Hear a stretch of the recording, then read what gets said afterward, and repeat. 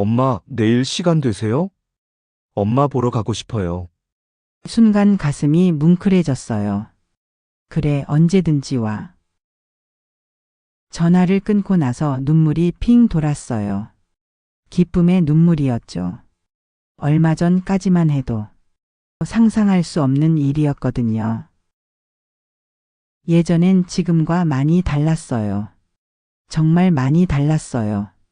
명절이나 제사 때나 마지못해 오던 아이들이었으니까요. 와서도 빨리 가려고 안달이었고 저는 늘 서운했어요. 왜 엄마한테는 관심이 없을까? 마음속에서 원망이 쌓여갔어요. 참을 수 없는 서운함이 밀려왔죠. 저는 올해로 69이 되었어요. 세 아이 모두 결혼해서 각자 바쁜 삶을 살고 있어요. 큰아들 진호는 회사 부장이 되었고 둘째 민수는 작은 카페를 운영해요. 막내딸 은지는 두 아이 엄마로 살아가고 있어요. 남들은 손주들이 예쁘다고 하는데 저는 사실 당황스러웠어요. 할머니 역할이 이렇게 어려운 줄 몰랐거든요. 할머니 왜 맨날 잔소리해요? 5살 손녀지우의 말에 머릿속이 멍해지면서 아무 대답도 할 수 없었죠. 문득 깨달았어요. 왜 어떤 부모는 자녀들이 피할까요? 왜 어떤 부모는 자녀들이 자주 찾아가고 싶어 할까요? 가슴이 답답했어요. 우리 때는 자식이 부모를 모시는 게 당연했잖아요. 효도는 의무였고요. 그런데 지금 애들은 달라요. 완전히 달라졌어요. 이제 성인이 된 아이들도 선택할 권리가 있어요. 부모를 만날지 말지, 얼마나 자주 만날지 모든 걸 아이들이 정해요. 그게 저에겐 받아들이기 힘들었어요. 무서운 현실이었어요. 그래서 생각했어요. 늘 보고 싶은 부모가 되려면 어떻게 해야 할까? 답은 간단했어요. 아이들이 편하게 느끼는 부모가 되는 거였어요. 만나면 기분이 좋아지는 부모 말이에요. 하지만 쉽지 않았어요. 정말 어려웠어요. 60 넘어서 내 성격을 바꾸는 게 얼마나 힘든지 아세요? 하지만 바꿨어요. 천천히 조금씩요. 비난하던 입버릇을 고쳤어요. 당연하게 여기던 마음을 버렸어요. 아픈 소리만 하던 습관도 없앴어요. 대신 감탄하기 시작했어요. 섭섭해하지 않기로 했어요. 옆집 총각처럼 대하려고 노력했어요. 지금은 달라요. 정말 많이 달라졌어요. 아이들이 먼저 연락해요. 손자, 손녀들도 할머니를 좋아해요. 같은 고민을 하는 어르신들 많을 거예요. 저도 그랬거든요. 왜 아이들이 멀어질까? 왜 자주 안 올까? 고민만 했어요. 이제 알아요. 저는 항상 아이들에게 서운한 마음이 들었지만 문제는 아이들이 아니었어요. 바로 저였어요. 늘 보고 싶은 부모가 되는 건 가능해요. 69에도 변할 수 있어요. 제가 그 증거예요. 이 이야기를 통해 전하고 싶어요. 혼자 고민하지 마세요. 우리 함께 바뀌어요. 아직 늦지 않았어요. 아이들과 좋은 관계를 맺고 싶은 모든 부모님들께 제 경험을 나누고 싶어요. 우리도 늘 보고 싶은 부모가 될 수 있어요.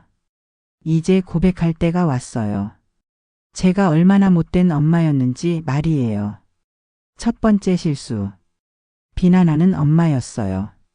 2012년 큰아들 진호가 취업 준비를 할 때였어요. 엄마, 또 떨어졌어요. 진호의 목소리가 작아졌어요. 어깨도 축 늘어져 있었고요. 그런데 저는 뭐라고 했을까요? 또 떨어졌네. 도대체 뭐 하는 거야? 앞으로 어떻게 살려고 그러니? 진호의 얼굴이 굳어졌어요. 상처받은 표정이었어요. 지금 생각해보면 제 말투는 습관이었어요. 나쁜 습관이요. 왜 또 그래? 뭐 하는 거야? 정신 차려. 이런 말들이 입에 붙어 있었어요. 그러면서 저는 몰랐어요. 제 말이 얼마나 무서운 힘을 가지고 있는지요. 심리학에서는 이걸 자기 충족적 예언이라고 한다더군요. 부모가 말하는 대로 아이가 된다는 거예요. 정말 무서웠어요. 두 번째 실수. 당연하게 여기는 엄마였어요. 막내딸 은지에게 너무 많이 의존했어요. 은지야, 엄마 병원 좀 데려다줘. 은지야, 장 좀 받아줘. 은지야, 이것 좀 해줘. 매일 전화했어요. 어느 날이었어요. 엄마, 저도 바빠요. 제 생활이 있다고요. 은지가 소리를 질렀어요. 목소리에 짜증이 가득했어요. 머릿속이 멍해지면서 서운함이 밀려왔어요. 엄마가 너 없으면 어떻게 살아? 너 정말 불효녀구나. 이런 말까지 했어요. 은지가 울면서 전화를 끊었어요. 그제서야 깨달았어요. 효도는 당연한 본능이 아니라는 걸요. 선택이라는 걸요. 제가 은지의 영혼에 빨대를 꽂고 있었던 거예요. 정서적으로 착취하고 있었던 거죠. 가슴이 답답했어요. 세 번째 실수. 엄살 심한 엄마였어요. 아이들이 올 때마다 했던 말이 있어요. 엄마 요즘 너무 아파. 무릎도 아프고 허리도 아프고. 병원에서 이것저것 검사하래. 혼자 사니까 더 아픈 것 같아. 처음엔 관심받고 싶었어요. 그런데 시간이 지날수록 아이들 표정이 달라졌어요. 피곤해 보였어요. 부담스러워했어요. 어느 날 손자 현우가 말했어요. 할머니는 왜 맨날 아프다고 해요? 만날 때마다 아픈 얘기만 해요. 5살 아이 입에서 나온 말이었어요. 순간 심장이 철렁 내려앉았어요. 저는 아이들이 할머니를 만나러 오는 게 아니라 환자를 만나러 오게 만들었던 거예요. 이 모든 실수들의 공통점이 있었어요. 시대가 바뀌는 걸 인정하지 못했어요. 부모 역할에 대한 잘못된 생각에 갇혀 있었어요. 아이들을 독립적인 존재로 보지 못했어요. 제 소유물처럼 생각했어요. 정말 바보 같았어요. 지금 생각하면 당연한 결과였어요. 그런 엄마를 누가 자주 보고 싶어 할까요? 만나면 기분 나빠지는 엄마를 누가 좋아할까요? 아이들이 멀어진 건 당연했어요. 제가 밀어낸 거였어요. 하지만 다행히 깨달았어요. 늦었지만 바꿨어요. 이제는 격려하는 엄마가 되었어요. 감사하는 엄마가 되었어요. 건강하게 만나는 엄마가 되었어요. 변화는 가능해요. 저도 했으니까요. 어느 날 복지센터에서 특강을 듣고 왔어요. 강연 주제는 자식과 친한 부모의 특징이었어요. 강연자가 말했어요. 내 자녀를 옆집 자식처럼 대하세요. 처음 이 말을 들었을 때 어리둥절했어요. 이게 무슨 소리지? 자녀를 옆집 자식처럼 대하라고? 내 아들을 남처럼 대하라는 소리인가? 싶었어요. 우리 예전에는 달랐잖아요. 부모가 위, 자식이 아래. 명확했어요. 엄마가 시키는 대로 해. 부모 말을 들어야지. 이게 당연했어요. 수직 관계였죠. 그런데 요즘은 달라요. 아이들도 어른이 되면 독립적인 존재라는 걸 인정해줘야 한대요. 큰아들 진호와의 변화 과정이 기억나요. 예전에는 이랬어요. 진호야, 이사 가지 마. 엄마 가까이 살아. 진호야, 회사 그만두지 마. 안정적인 게 최고야. 명령조였어요. 일방적이었어요. 그런데 어느 날 진호가 말했어요. 엄마, 저는 제 인생을 살고 싶어요. 엄마 인생이 아니라요. 목소리에 절망이 섞여 있었어요. 순간 아차 싶었어요. 내가 아들을 통제하려고 했구나. 깨달았죠. 그때부터 바꿨어요. 진호야, 이사 어떻게 생각해? 엄마 의견도 들어볼래? 회사 일은 어때? 내가 결정하는 거지만 고민이 있으면 언제든 얘기해. 명령하는 말투를 바꿨어요. 조심스럽게요. 처음엔 어색했어요. 정말 어려웠어요. 며느리 수진이와의 관계에서도 배웠어요. 예전에는 이랬어요. 수진아, 김치는 이렇게 담가야 돼. 애 교육은 이렇게 하는 거야. 가르치려고만 했어요. 그런데 수진이 표정이 점점 굳어지는 게 보였어요. 명절에도 회사 특근 핑계 대면서 안 오기 시작했어요. 내가 꼰대가 되고 있구나. 깨달았습니다. 지금은 달라요. 수진아, 김치 맛있게 담갔네. 어떻게 했어? 아이 교육 정말 잘하는 것 같아. 나도 배우고 싶어. 물어보기 시작했어요. 배우려고 했어요. 수진이 얼굴이 밝아졌어요. 이젠 명절마다 빠지지 않고 오는 며느리가 되었어요. 손자 현우 교육 문제도 마찬가지였어요. 현우야, 게임 그만해. 공부 안 하면 안 돼. 직접 나서려고 했어요. 그런데 은지가 힘들어했어요. 엄마, 제가 할게요. 한 발 물러서 주세요. 옆에서 보고 있자니 답답해서 속이 터졌어요. 하지만 참았어요. 물러섰어요. 은지가 알아서 하게 놔뒀어요. 소통 방식도 완전히 바뀌었어요. 예전에는 그냥 해. 엄마 말 들어. 라고 했지만 지금은 이렇게 하면 어떨까? 라고 말해요. 그리고 자녀들의 말을 경청하기 시작했어요. 처음엔 정말 어려웠어요. 말하고 싶은 걸 참는 게요. 거리 두기도 배웠어요. 관심은 갖되 간섭은 안 해요. 아이들 사생활은 묻지 않아요. 말하면 들어주고요. 도움이 필요할 때만 도와줘요. 먼저 나서지 않아요. 이게 참 어려워요. 정말 어려워요. 그런데 신기한 일이 일어났어요.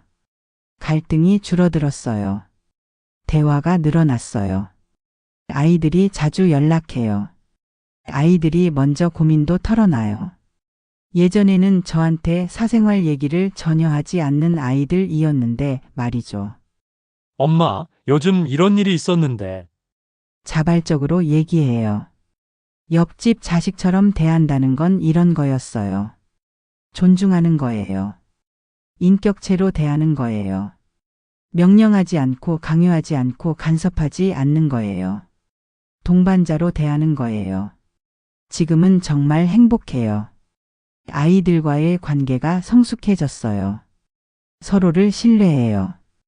69에 배운 가장 소중한 지혜예요. 수평적 관계의 힘이에요. 며칠 전 막내딸 은지가 집에 왔어요. 엄마 볶음밥 해드릴게요. 부엌에서 후다닥 소리가 났어요. 솔직히 말하면 맛이 별로였어요. 간도 짜고 밥알도 눌어붙었어요. 예전 같았으면 뭐라고 했을까요? 이것도 요리라고 해? 간이 왜 이래? 하지만 이제는 달라요. 와, 엄마 배고팠는데 정말 고마워. 너 때문에 든든해. 진심으로 감탄하며 말했어요. 은지 얼굴이 확 밝아졌어요. 엄마, 다음에 더 맛있게 해줄게. 목소리에 기쁨이 가득했어요. 며칠 뒤 신문에서 글을 읽었어요. 이탈리아의 유명한 교육학자 마리아 몬테소리라는 분 이야기였어요. 사랑이 가득한 판단이 곧 현명한 판단이다. 이 말을 보는 순간 가슴이 뛰었어요. 아, 내가 하고 있는 게 맞구나. 자녀를 바라볼 때 결과만 보면 안 되는 거였어요. 사랑이 가득한 마음으로 봐야 현명한 판단을 할 수 있다는 거죠. 몬테소리 선생님 말이 정말 맞았어요. 사랑 가득한 눈으로 보니까 아이의 작은 노력도 마음씨도 다 보였어요. 그럼 자연스럽게 와, 대단하다 하는 감탄이 나오더라고요. 예전엔 착각했어요. 잘했어, 훌륭해. 이런 형식적인 말이면 되는 줄 알았어요. 하지만 진짜 감탄하기는 달랐어요. 아이의 존재 자체, 그 마음, 그 노력에 진심으로 놀라는 거였어요. 예전에 저는 응, 잘했어. 무심하게 말했다면 지금의 저는 진심으로 이렇게 말해요. 어머, 내가 이런 생각을 했구나. 정말 놀라워. 몬테소리 선생님 말씀처럼 사랑하는 마음으로 보니까 아이의 작은 변화도 노력도 다 보이게 되었어요. 구체적으로 바뀐 것들이 있어요. 결과를 평가하는 게 아니라 과정에 감탄하기 시작했어요. 예전에는 결과가 좋지 않으면 아이를 비난했었어요. 그리고 결과가 좋으면 잘했어. 내 말대로 하니까 잘 되는 거 봤지? 라고 잘난 척을 했었어요. 지금은 이렇게 말해요. 공부하려고 노력하는 모습이 정말 대단해. 엄마 위해서 요리해 주려는 그 마음이 너무 고마워. 작은 것도 놓치지 않게 되었어요. 설거지 하나에도 어머 깜빡했는데 내가 해줬구나. 안부 전화 한 통화도 바쁜데 엄마 생각해줘서 고마워. 진심으로 감탄했어요. 비교하지 않고 있는 그대로 인정하게 되었어요. 형보다 못하지만 이런 말은 절대 안 해요. 너는 너만의 특별한 능력이 있어. 이렇게 말해요. 그랬더니 신기한 일들이 일어났어요. 큰아들 진호가 바뀌었어요. 엄마, 회사에서 칭찬받았어. 좋은 일 있으면 제일 먼저 저한테 전화해요. 목소리에 자랑스러움이 가득해요. 처음 전화를 받았을 때 정말 신기했어요. 둘째 민수도 달라졌어요. 주말마다 엄마 보러 갈게. 먼저 연락이 와요. 엄마 만나면 기분이 좋아져요. 이런 말까지 해요. 막내 은지는 더 놀라워요. 엄마 집에 오면 마음이 편해져. 할머니가 우리를 사랑해 주시는 게 느껴져요. 손자, 손녀들까지 자주 찾아와요. 가족 모임 분위기가 완전히 달라졌어요. 서로를 격려하고 인정해주는 문화가 생겼어요. 우와, 삼촌 멋있어. 이모 요리 진짜 맛있어. 손자, 손녀들까지 서로 감탄해줘요. 순간 눈물이 핑 돌았어요. 제가 노력하니까 아이들과 손주들이 바뀌는 게 너무 감동적이었어요. 몬테소리 선생님 말이 정말 맞았어요. 사랑이 가득한 판단이 곧 현명한 판단이다. 사랑하는 마음으로 보니까 우리 아이들이 다 보석 같아 보여요. 그 진심이 아이들에게도 전해지는 거예요. 늘 보고 싶은 부모가 되려면 사랑 가득한 눈으로 자녀를 바라보세요. 그럼 자연스럽게 감탄이 나와요. 아이들도 그 사랑을 느끼게 될 거예요. 이게 바로 마법이에요. 진짜 마법이에요. 지난 주말이었어요. 토요일 오후 큰아들 진호가 먼저 연락했어요. 엄마, 오늘 가족들이랑 엄마 집에 갈까요? 가슴이 벅차올랐어요. 그래, 언제든지 와. 엄마가 맛있는 거 준비할게. 저녁 무렵 집이 왁자지껄해졌어요. 진호네 가족, 민수네 가족, 은지네 가족까지. 손자, 손녀 7명이 할머니 주위를 맴돌았어요. 할머니, 저 이번에 그림 그렸어요. 할머니, 저 축구골 넣었어요. 예전 같았으면 시끄럽다고 했을 텐데 이제는 달라요. 와, 정말? 할머니한테 보여줘. 우와, 축구골을 넣었다고? 대단해. 진심으로 감탄했어요. 아이들 얼굴이 꽃처럼 피어났어요. 이런 일이 이제 자연스러워졌어요. 물론 피곤할 때도 있지만 그럴 땐 예전처럼 짜증내지 않고 조용히 방에 들어가서 쉬었어요. 주말마다 누군가는 찾아와요. 먼저 연락해서요. 엄마 보고 싶어요. 할머니 보러 갈게요. 사실은 가끔 귀찮기도 하지만 아이들이 저를 먼저 찾아주는 게 감동적이에요. 하지만 쉽지 않았어요. 변화 과정에서 정말 힘들었어요. 60 넘어서 평생 습관을 바꾸는 게 얼마나 어려운지 아세요? 가끔씩 옛날 방식으로 돌아가려는 유혹이 있었어요. 진호야, 그렇게 하면 안 돼. 이런 말이 입에서 나올 뻔했어요. 참았어요. 꾹 참았어요. 진호야, 어떻게 생각해? 엄마 의견도 들어볼래? 이렇게 바꿔서 말했어요. 처음엔 정말 어색했어요. 혀가 꼬일 것 같았어요. 아이들도 시간이 필요했어요. 엄마가 왜 이렇게 달라졌지? 의심스러워했어요. 당연했죠. 몇 달 동안은 어색한 분위기가 계속되었어요. 제가 노력해도 바뀌지 않은 아이들의 행동이 서운했어요. 하지만 포기하지 않았어요. 꾸준히 노력했어요. 진심으로 바뀌려고 했어요. 그랬더니 아이들이 서서히 마음을 열기 시작했어요. 엄마가 정말 달라지셨네요. 은지가 조심스럽게 말했어요. 동년배 친구들과 비교하면 확실히 달라요. 주변의 친구들 얘기를 들어보면 안타까워요. 우리 아들은 이번 명절에도 바쁘다고 안 왔어. 며느리가 시어머니 보기 싫어해. 손자들이 할머니를 피해. 저도 예전엔 명절이 두려웠어요. 아이들이 의무적으로 잠깐 왔다가 서둘러 집에 가는 게 보였거든요. 지금은 달라요. 아이들이 진짜 기다려 해요. 할머니 집에 오는 걸요. 건강도 좋아졌어요. 마음이 행복하니까 몸도 건강해졌어요. 매일 웃을 일이 생기니까 기운이 넘쳐요. 이게 바로 행복한 노년의 비결인 것 같아요. 69의 깨달은 가장 소중한 진실이 있어요. 변화는 언제든 가능해요. 정말이에요. 작은 변화가 큰 차이를 만들어내요. 저도 했으니까요. 여러분도 할 수 있어요. 같은 고민을 하는 어르신들께 말씀드리고 싶어요. 행복한 노년은 선택이에요. 우리가 만들어가는 거예요. 자녀와의 평생 좋은 관계는 투자예요. 저는 지금도 옛날 습관처럼 말이 나올 때가 있지만 계속 꾹 참고 노력하고 있어요. 그게 저도 마음이 편해요. 나쁜 말을 하고 나면 항상 마음이 불편했었어요. 마지막으로 전하고 싶은 말이 있어요. 사랑은 방법을 바꿀 때 더 깊어져요. 늘 보고 싶은 부모, 늘 찾고 싶은 할머니. 이게 제 꿈이었어요. 이제 현실이 되었어요. 우리 모두 행복한 노년을 보내요.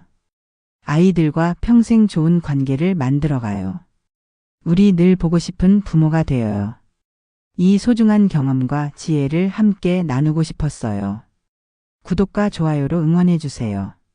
감사합니다.